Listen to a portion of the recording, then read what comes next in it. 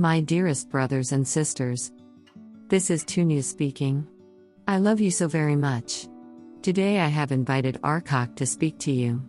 He is the remorseful Galactic Confederation Reptilian who first introduced himself during the messages of love, and enough of you resonated with him and appreciated his brief message that I have asked him to give a longer message today.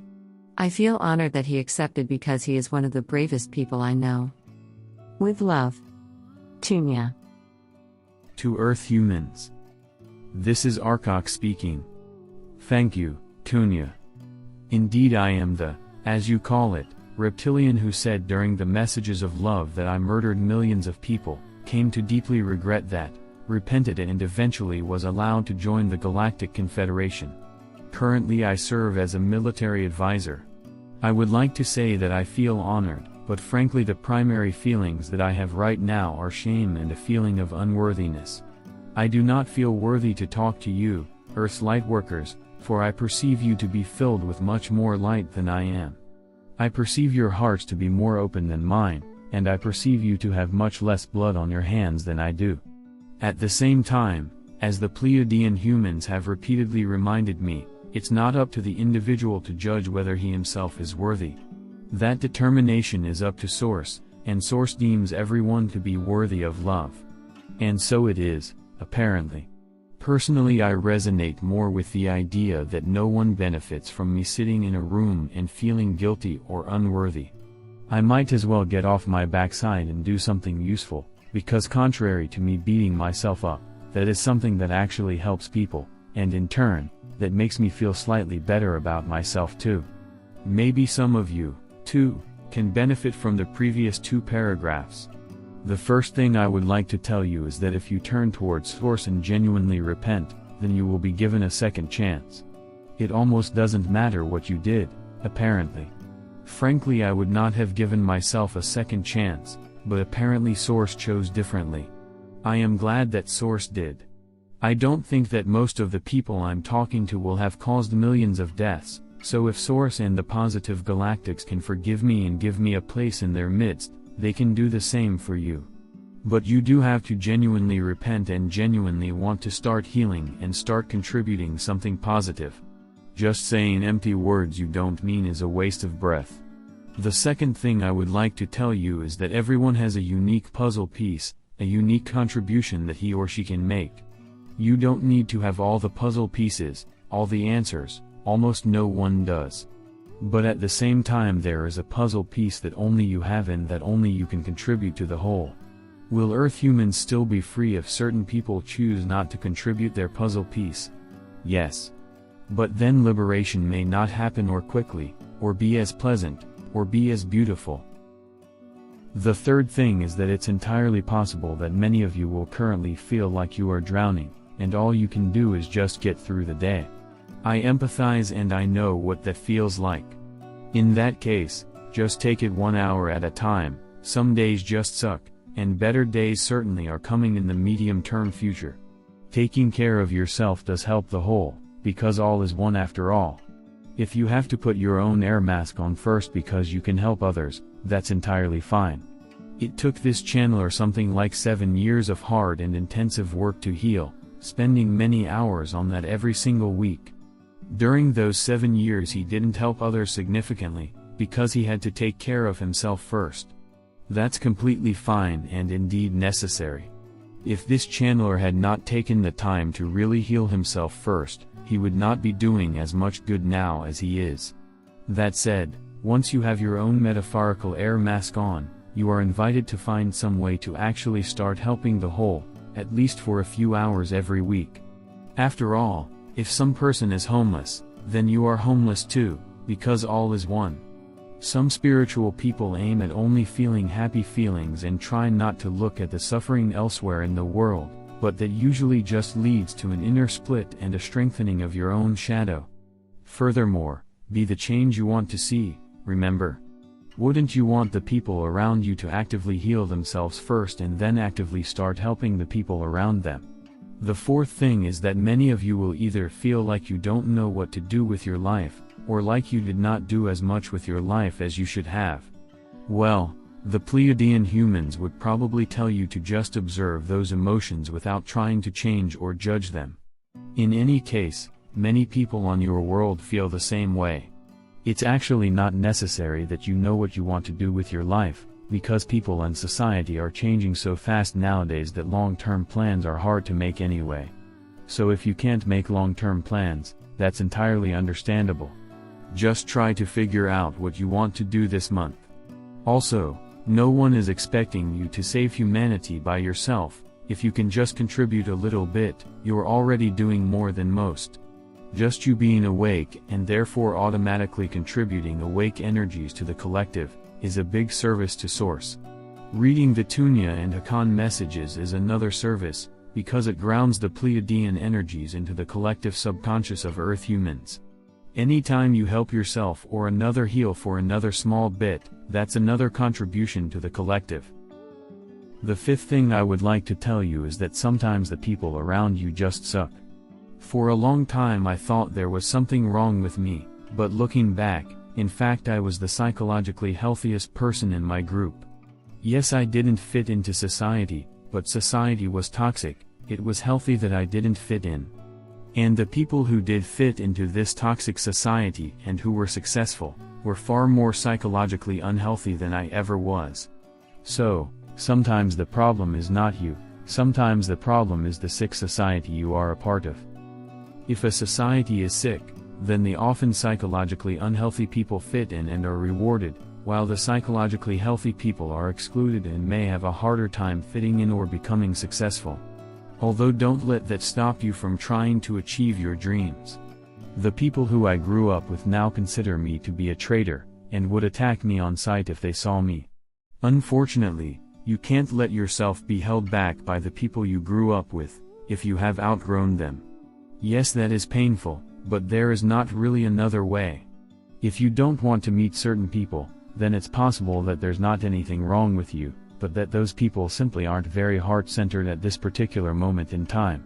If you don't fit in, then sure, it is possible that you are lacking, say, some social skills, but it's also possible that those people aren't very psychologically healthy and you don't feel like being around such people. Unfortunately, the majority of people on your world right now are not what I would call psychologically healthy. 6. While I'm not an expert in this topic, it seems to me that a human-like civilization thrives if the women give everyone unconditional love, and then men give everyone everything they need on a practical level to be safe and cared for and have their needs met. A woman's unconditional love is the most beautiful and powerful and precious thing I have found in all the galaxy. And realistically speaking, it seems to be up to the men to do the lion's share of the work that needs to be done to make sure that the people are safe and cared for. Yes, of course men can love unconditionally too, and women can become mechanics or engineers too, but as a generalization, this seems to be the formula that makes a human-like civilization thrive.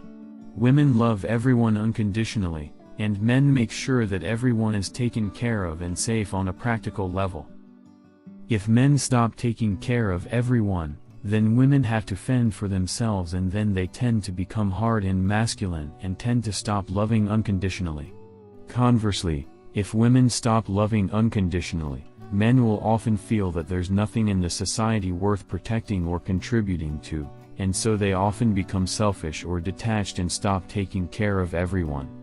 It's fundamentally the presence of sufficient unconditionally loving women that makes men feel that society has value and legitimacy and is worth contributing to.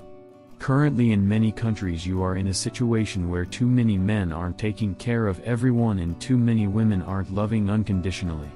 The solution is that either men will have to step up and start taking care of everyone so that the women feel safe to love again, or the women have to step up and start loving unconditionally again despite the unsafety that they are feeling, so that men once again feel that society has value and is worth contributing to.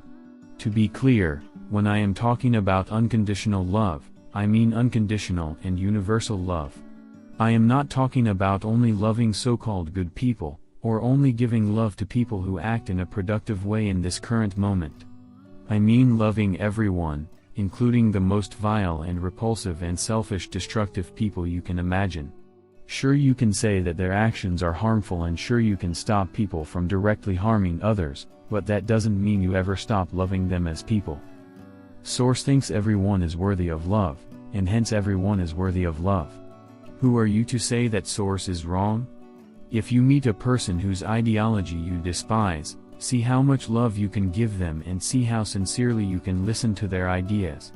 See if you are able to not judge them and to not tell them that they should change, because they have heard that 100 times already, and you saying that they should change for the 101st time, isn't going to make a positive difference. If you are able to do all that, then that is a sign of your true mastery, and that is what will ultimately help heal the world. And yes, this also means that people should stop trying to get so-called bad people censored or deplatformed, no matter how allegedly harmful their words may be, so long as we're not talking about someone literally planning a murder or something like that.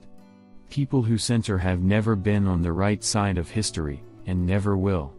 People who try to force others to comply also usually aren't on the right side of history. I feel passionately about this, because there was a certain period in time where I was trying to spread true information among my people, but the government didn't like that and censored me, allegedly to protect people from my so-called misinformation. Unconditional and universal love is what ultimately will heal society. If too many Earth humans are not willing to love unconditionally, then there is a good chance that you will all keep suffering and suffering and suffering, until enough of you finally do become willing to love unconditionally.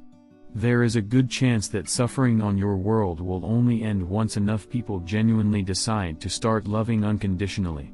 Fortunately, you only need a relatively small percentage of people on your world to have this unconditional love consciousness to cause a consciousness revolution. But you do need some amount of people who genuinely and truly love unconditionally, including the people whose ideology is the opposite of their own. 7th, there is only one inherently legitimate law, and that is that you may not directly harm another without a good reason. All other laws have no inherent legitimacy behind them, and should only apply to those who consent to them. In fact, if a police officer on your world gives a parking ticket to someone who does not consent to that, with the implied threat of prison or a seizure of assets if the ticket is not paid, then from my point of view the police officer is breaking the only actually legitimate law there is. I realize that this is considered to be an extremist position on Earth, but I feel very passionately about this, because I come from a place where people were forced by law to follow orders, and those orders led to an unspeakable amount of suffering. Just about every evil empire or imperialist country that ever existed has made its own atrocities legal, while often making it illegal for individuals to hinder the state when it is committing atrocities. This is true on your world as well, including in Western countries. The government says that the government's crimes are legal, and the government prosecutes genuine whistleblowers and genuine journalists. Some notable whistleblowers and journalists have had to flee from the West because they exposed the crimes of Western governments. What is legal is often miles apart from what is moral. In fact, moral things are often made illegal and immoral things are often made legal, or at least people get away with immoral things. From my point of view, what the US did in, for example, Iraq automatically makes it an evil empire in my mind. I get that the US has a different head of state now, but the structures and the factions and the background bureaucrats that led to the Iraq War are still in place, so I consider 2023 America to be the same evil empire that sanctioned and invaded Iraq, thereby killing around 500,000 children. I feel that the US empire hasn't sincerely grasped and come to terms with and genuinely repented about just how many Iraqi children it murdered. Of course, the vast majority of Americans are good-hearted and aren't really personally responsible for this, but given my experiences earlier in life, I am quite hostile to evil empires.